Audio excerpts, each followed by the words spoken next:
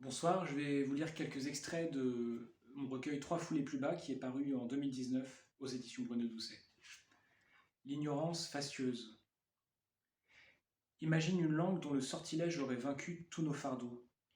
On y balbutierait les bribes d'infini émiettées tout bas sur un rebord de table. Admettons-le, on n'écrit jamais mieux que dans l'ombre portée des fables de son père. L'ignorance fastueuse gravée dans le cœur comme si quelque part, sous tant de ténèbres et de poussière, une autre enfance était possible.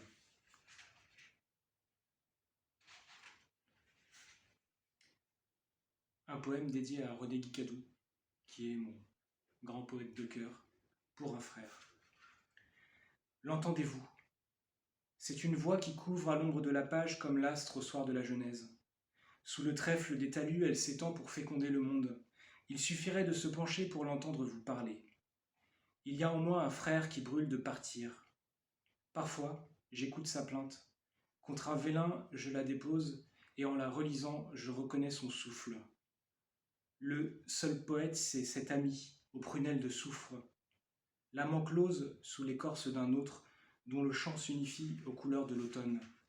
Comme je voudrais lui dire que je n'ai pas oublié le temps où nous ne faisions qu'un. La vie en moi grondait comme l'orage.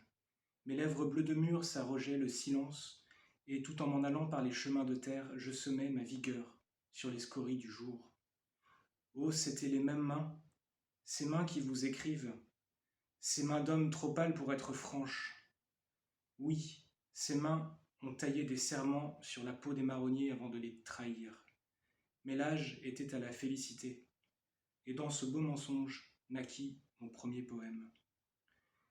Mes doigts d'enfant glissaient sur le siècle, ainsi que des barques. À leur proue luisait le cœur de ce frère, dont le plus petit geste suffisait à repousser l'immensité du soir. Et un dernier texte qui s'appelle « Ravauder le soir ». La lune échafaud d'un dernier poème. Assis sur une pierre, j'attends mon heure. Dans quelques minutes ou quelques siècles, il suffira de se pencher. Rien de plus. Ravauder le soir, c'est croire en la fécondité du hasard. C'est être bâtisseur du vide avec ses mains et ses yeux. C'est côtoyer l'or des comètes et ne recueillir qu'un millième de leur éclat. C'est rêver un ordre qui n'est pas de ce monde et s'y pressentir heureux. C'est faire confiance à la nuit et ne jamais oublier que les miettes les plus inutiles sont les gravats dont le poète fait sa demeure.